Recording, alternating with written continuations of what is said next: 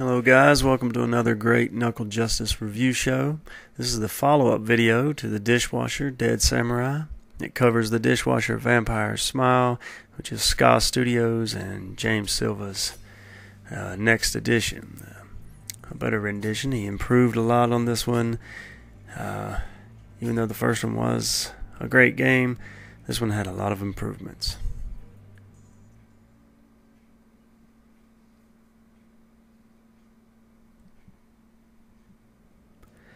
The graphics, as far as that goes, I would say was the weakest point of the first game in the Dishwasher Dead Samurai. But they have been improved here in the Dishwasher Vampire Smile, as James Silva did have a little bit more help this time around.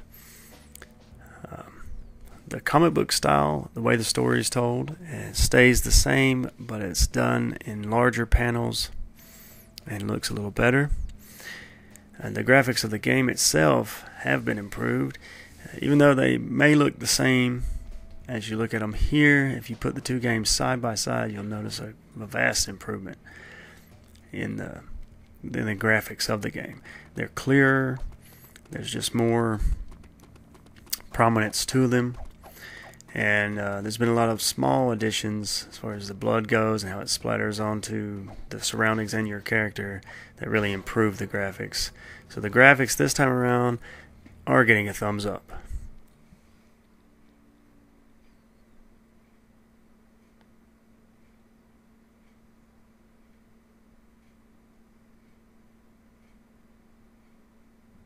The control scheme was great in the first game, but it has been improved just by smoothness. The smoothness in the control scheme here is a lot better. It just flows a lot better.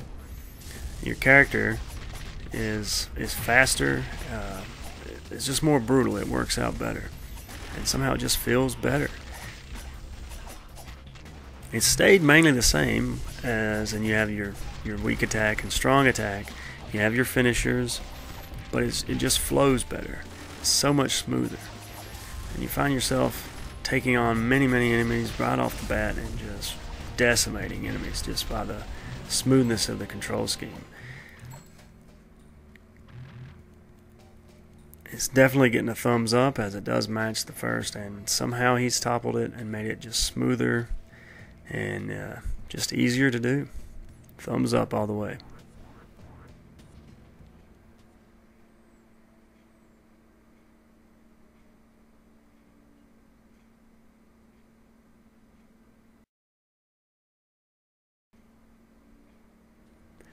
The sound of the Dishwasher Vampire Smile is awesome. It would be hard to top the first game, but it's awesome.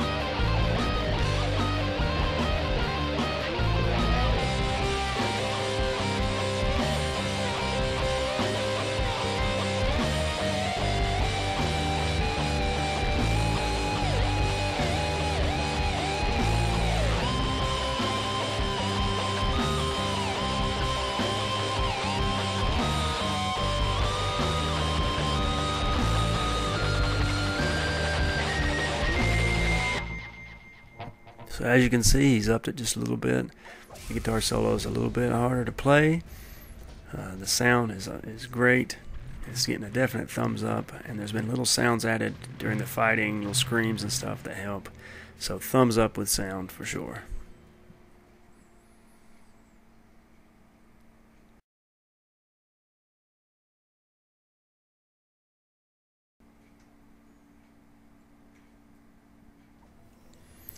The fun factor is obviously going to get a thumbs up. I'll go ahead and tell you that. But it's just, in Vampire Smile, there's twofold story going on here. You have the dishwasher that you can play as, and you can play as his sister Yuki. And I don't want to ruin the story for any of you guys that don't know, so we'll delve into that. But you can play as both characters. Both the controls are smooth and I would say seamless. It's just so fast-paced and frantic. But yet somehow, even with all the enemies flying all over the place, you can keep a solid control of it. You have new weapons that you can upgrade, and they're different for each character.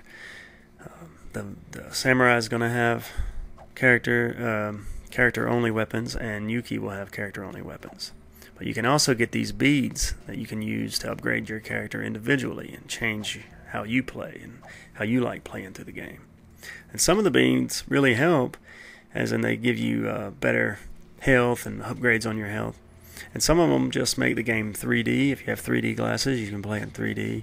And some of them don't really seem to do anything. I don't know what they do. They're just there for more of a little small addition to the game. And Yuki has her own comic book storyline. You play some of the same levels with the characters. You play basically through the same levels, but the story is different. And it matches, whereas you'll get to certain places in the game with the dishwasher and you can tell Yuki's already been there. And then you'll play through it with Yuki, and of course no one's been there yet, so you have to do the game parts. And so you have to play through with both characters in order to really get the full story. And that adds to the fun factor of the game.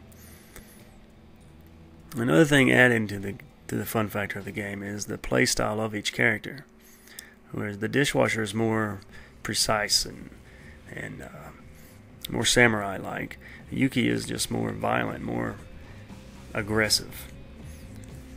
And you start off with Yuki playing through these dream sequences. He tells her story through dream sequences and nightmares she's having. She's really going through a rough time, just the way the story is. But she's just more brutal than the dishwasher is.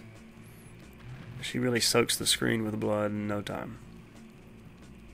Kind of a more fast-paced play style.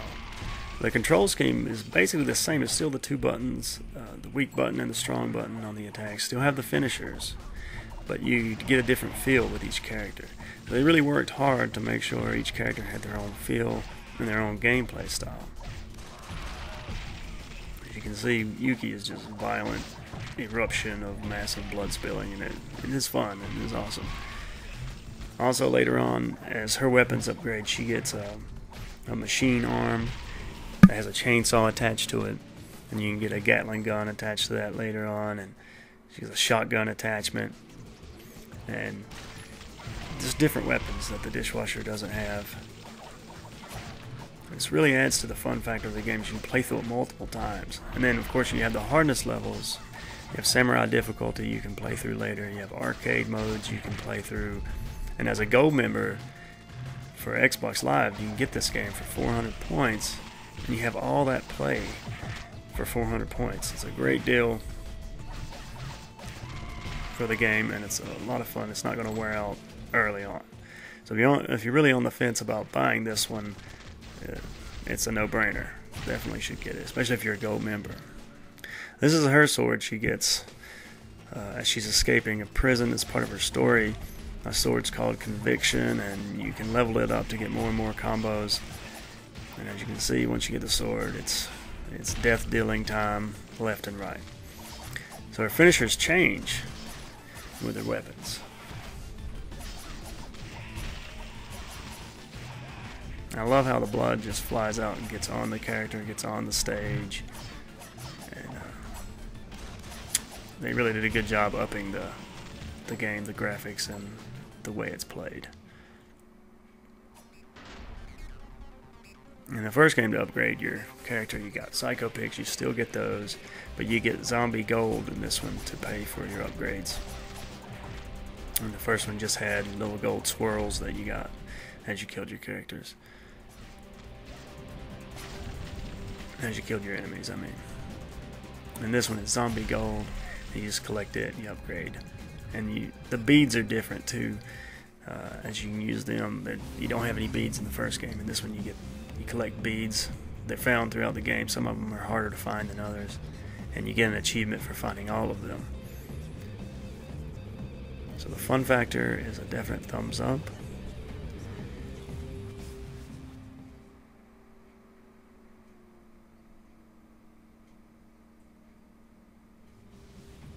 So there you have it, guys. Dishwasher Vampire Smile is 4 thumbs up.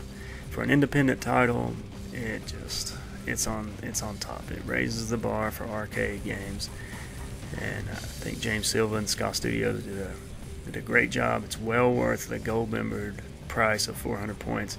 So if you're on the fence for it, just go ahead and pick it up, because you won't regret picking it up. And I hope this review helps you decide.